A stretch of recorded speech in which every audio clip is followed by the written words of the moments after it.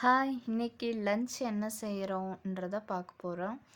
இன்றைக்கி சிம்பிளாக ஒரு லன்ச்சு பண்ண போகிறோம். அதுக்கு எண்ணெய், கடுகு இதை போட்டுக்கலாம். போட்டுட்டு அது நல்லா பொரிஞ்சு வந்த அப்புறமா சோம்பு, ஜீரகம் இது ரெண்டுத்தையும் போட்டுக்கிறோம். இதுக்கு கேரட்டு, வெங்காயம், பச்சை மிளகா இதை நறுக்கி வச்சுருக்கேன். ஃபஸ்ட்டு வெங்காயமும் பச்சை மிளகாவும் போட்டு நல்லா வதக்க விடணும். வதக்க விட்டுட்டு அதுக்கப்புறமா தக்காளி போடணும். அதுக்கு முன்னாடி உப்பு, எப்பயுமே கல் உப்பு யூஸ் பண்ணுங்கள், அது ரொம்ப நல்லது.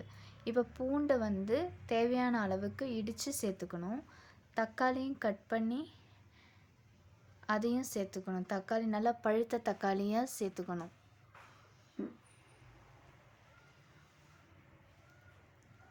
இப்போ தக்காளி கூட கொஞ்சம் மஞ்சத்தூள் சேர்த்துக்கணும். இப்போ நாம் காய வச்சுருந்த கறி வத்தல், உப்பு கறி வத்தல் சொல்லுவாங்க, அந்த கறி வத்தலை இதோடு சேர்த்துக்கிட்டு வதக்கி விடணும் நல்லா.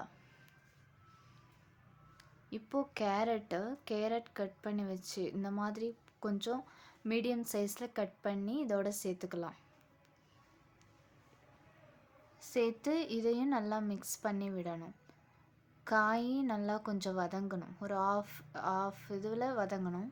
இப்போ வீட்டில் அரைச்சி வச்சுருந்த குழம்பு மிளகாய்த்தூள் நம்மளுக்கு எவ்வளோ தேவையோ அவ்வளோ சேர்த்துக்கணும். காரத்துக்கு ஏற்ற மாதிரி சேர்த்துக்கணும். இதுக்கப்புறம் காஷ்மீர் சில்லி, இது கலர் கொடுக்கறதுக்காக இந்த காஷ்மீர் மிளகாய்த்தூள் சேர்த்துக்கிறோம். இது எவ்வளோ சேர்த்துக்கிட்டாலும் காரம் இருக்காது, அதனால் நம்ம தேவையான அளவு சேர்த்துக்கலாம்.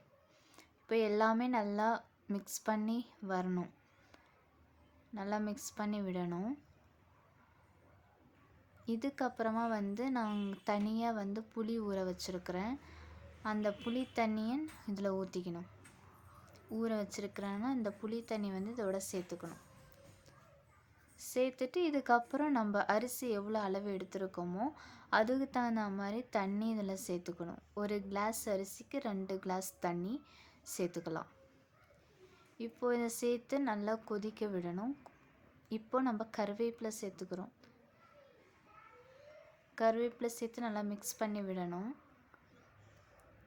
இந்த தண்ணி நல்லா கொதித்து வரணும். இதில் இருக்கிற பச்சை ஸ்மெல்லாம் போகிற அளவுக்கு மிளகாத்தூள், காய்ங்க இதோட பச்சை ஸ்மெல் போயிட்டு நல்லா கொதித்து வந்த அப்புறமா அரிசி இதில் சேர்த்துக்கலாம். அரிசி சேர்த்து குக்கர் மூடி வச்சு நம்ம ரைஸ் வேக வச்சு எடுத்து வந்தப்புறம் பார்க்கலாம். இப்போது வெந்துருச்சு பாருங்கள், நல்லா பளபளன்னு சூப்பராக வெந்து வந்திருக்கு. ரொம்ப டேஸ்டான இது ஒரு வகையான கலர் ரைஸ். இதை உங்கள் வீட்டில் நீங்கள் செஞ்சு பாருங்கள், நல்லா டேஸ்ட்டாக இருக்கும்.